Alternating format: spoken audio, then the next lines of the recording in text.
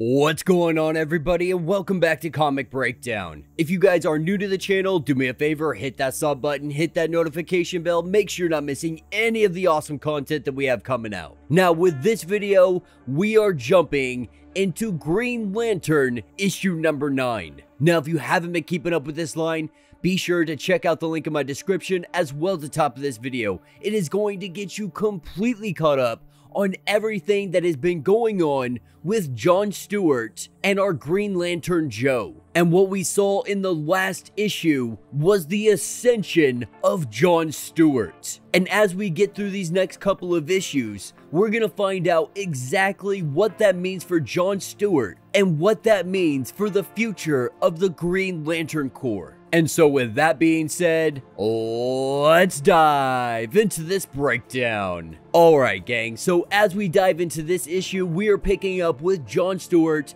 walking through the portal that brings him to Lightbringer World. And the reason he is here is because something has been happening to people all over the universe. People from different planets are being essentially mind controlled, and they are brought to Lightbringer World. Being brought here, they are being used to create some kind of giant godlike monster. And as soon as John Stewart arrives on planet, this is when he begins battling all the soldiers of Lightbringer, because all of these people, they are all being killed. And this is where we have an individual who is sitting in a chair, finding it quite interesting that John Stewart is able to see the threads of connection, believing that the Owens would not allow their pet soldiers to have such power. But he lets John Stewart know, as John Stewart battles all of the minions, that they are all giving, and the Lightbringer, he is taking their life force. That these individuals, they give and he takes. That they are the sacrifice to save the cosmos. Now, John Stewart absolutely infuriated because this is theft, this is murder, and there is absolutely no way that he is going to stand idly by and watch this happen. And with John Stewart appearing to be overpowered, his eyes begin to glow a bright green. And in this greenness, he gains more power. And we see a giant blast of green light come from his body and flying up to this giant Lightbringer monster that is being built. John Stewart recognizes that it is the life force of all of these people that is building this thing, telling our man in the chair that he has one last opportunity to free all of these people right now. And if he does not, John Stewart vows that he will burn him and everything he holds dear down to the ground, telling John Stewart that he does not make demands here, that he will not interfere, because he is Essek of New Genesis, student of Metron, and he will save the cosmos.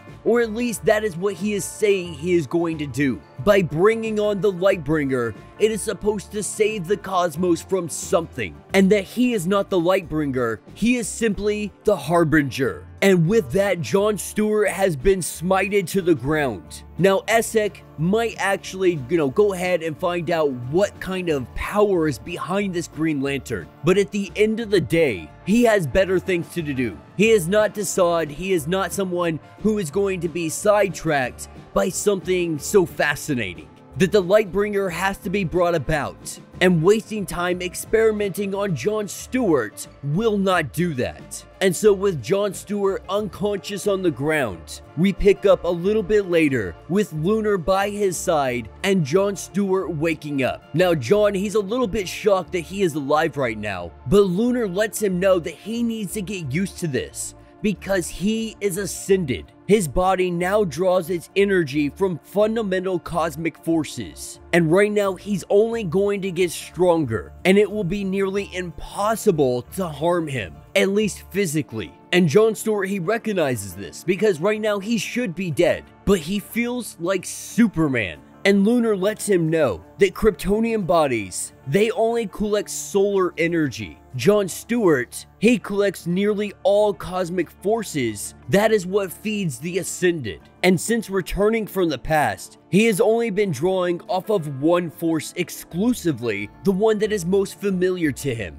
that being of the Green Lantern Corps. The Owens assumed this force to be part of the emotional spectrum. And so what we are learning is that John Stewart, he has the equivalent durability of Superman and more than likely will end up surpassing Superman. Now we're going to see how that really transfers over to his strength, if he's going to be as strong as Superman, if he's going to be stronger than Superman. But as it stands, he could take a punch from Superman, he could take 10,000 punches from Superman, and more than likely be able to get back up on his feet. That is the power level that John Stewart is being elevated to. That is one reason that it is called the Ascended. But in the midst of this conversation, John Stewart breaks because all of the converted, all of the individuals who have been taken into the Lightbringer, they don't see him. And that is because Lunar is standing by his side. Not only that, they found out that Esk is here. Essek of New Genesis, just like Lunar.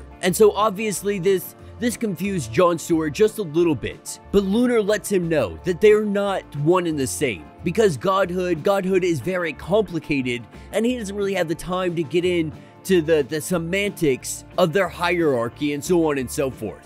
And Lunar lets him know that Essek is the one who placed the bounty on all of the Green Lantern's heads. And it is because even without their ring, their willpower is so strong that they are able to resist the compulsion to join the Lightbringer army. They cannot be brought into this conversion, and so because of that, Essek wants all of them smited from existence. Now, while this conversation is ongoing, Essek looks down and he sees freaking Lunar just standing there among the crowd, and he immediately attacks him. Because at the end of the day, while Lunar, he can stop people from seeing his gaze that are regular, just civilians and so on and so forth. But when you have another god, they can very easily see you. And so with them dodging all of the attacks, John Stewart has to ask the question, only gods can kill gods, correct? Lunar letting him know that Lightbringer is the real danger here. But obviously he didn't answer the question,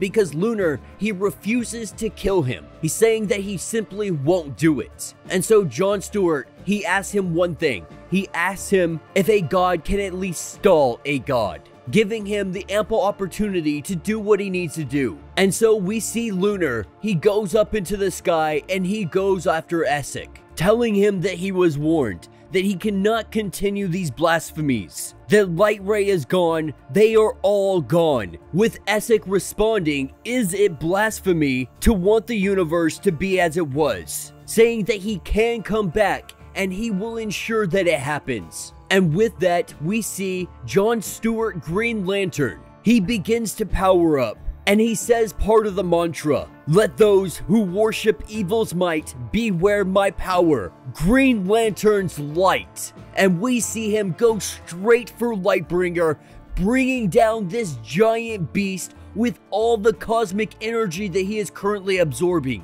The only thing about this is they did not know the ramifications of taking down Lightbringer. And as both Lunar and Essek look up to the sky, we see what they refer to as a God Storm, saying that this will be the end of everything. But that is what will take us to Oa, picking up with Green Lantern Jo. And right now, she is going to interrogate members of the Bright Circle, the individuals that helped bring down Oa, that brought an end to all of the Guardians. And this interrogation is with Uridian. And Jo goes in, sits down, and they begin to have a conversation on how all of this happened, where the beginning is, and how all of this benefits them. Because she wants to know how you just happen to pop in on Oa, knowing where to find a secret chaos monster nobody heard of in over 1 billion years. Then she opens up a shadow vault, all on her own. Now Jo simply cannot believe that she was working alone. In fact, she believes that she was working with somebody, but they're gonna get to that as we begin the story on. But before this conversation can get any further, we see that Jo appears to be transported somewhere to a beautiful land full of magic and full of color and light and fairies. But this is all an illusion of the Queen's doing. And so we see Jo, she activates her psi blockers. And while she is stuck in this place,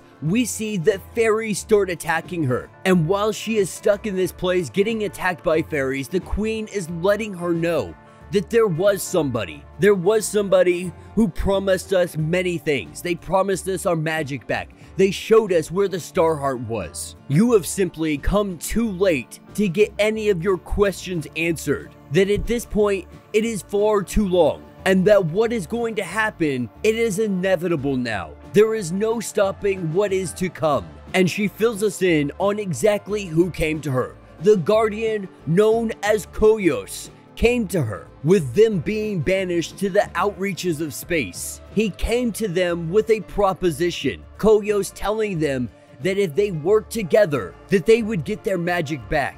And so with this, they formed a pact. Koyos, he comes home, he plays diplomat, pleads to the others, tries to make them see the truth. Of course, he failed, and they knew he would fail. He promised a way to return the magic, to return their magic, and so they made the arrow. And that is the missing piece that Jo has been missing this whole time. The arrow was the backup plan. It didn't just kill Koyos. It did something to him. It changed him. So that when they put his body into the battery, it caused the central battery to explode. But that is when all of it went south, because none of them appear to have gotten their magic back. And that was supposed to happen, saying that they are stuck inside of this cell. Eurydion gets completely angered and says that she is not stuck, saying that she is a master opener and she is going to show her exactly what that means. All magic may be halved, all of us but shadows of what we should be. The old gates may yet be shut, but never believe us powerless. Never think us weak.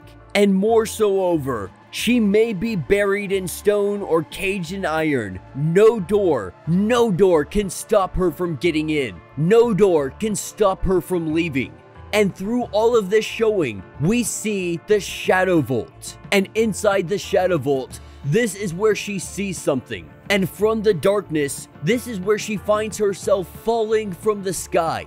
Falling from the sky of Oa, coming and crashing down right next to Simon, letting Simon know that they are all too late. What she saw in the Shadow Vault, it is coming for all of them. Trying to explain all of this to Simon, trying to let them know that Eurydion, Koyos, all of them, they made some kind of deal. Something to do with magic. She really can't wrap her head around what is going on just yet. But this is when we hear a thunderous voice saying, "I am Koyos. I have returned to Oa, and that their time is done." And this is where we get an introduction to the new improved Koyos, aka the Anti-Guardian. And that is where this issue will end. So let me know what you guys think down in the comments. You know, I was reading some reviews not too long ago talking about how a lot of people have given up on the Green Lantern Corps because it doesn't have, many Green Lanterns. The central battery has been exploded, and so people just aren't on board with this line. And I would say to them, you really didn't give it the opportunity. Because for me personally, yes, I agree that the Green Lantern Corps, the central battery, all of that stuff sucks. It's all done for a purpose. It's all done to tell a story. And with that story, we are seeing the ascension of John Stewart. He is becoming essentially as powerful as Superman. That with his ascension, he has become one of the most powerful beings in the freaking universe, outside of gods and so on and so forth. And so the question arises, does this ascension exist for all members of the Green Lantern Corps? How many individuals are ascended? Who chooses who is ascended? And when or how is this going to work into everything else going on currently with DC Comics? Because I really do enjoy the fact that we are giving John Stewart this power boost. The Green Lantern Corps for a long time, they have light constructs, we've seen the evolution of it, but this is the next step, the true evolution for members of the Green Lantern Corps if the Ascension applies to all members of the Corps. Now, if it applies just to John Stewart, it's still a great character arc, and so I very much am interested in finding out exactly where this all comes from, how people are chosen, and if that is the case, are we going to see individuals like how Jordan powered up, so on and so forth. I'm really excited to see the answers to this. It's one reason I have definitely been carrying on with this line. I am very excited to see what they're going to do with the Green Lanterns. Let me know what you guys think down in the comments. If you have not yet, do me a favor, hit that sub button. Hit that notification bell. Make sure you're not missing any of the awesome content we have coming out. And until the next breakdown.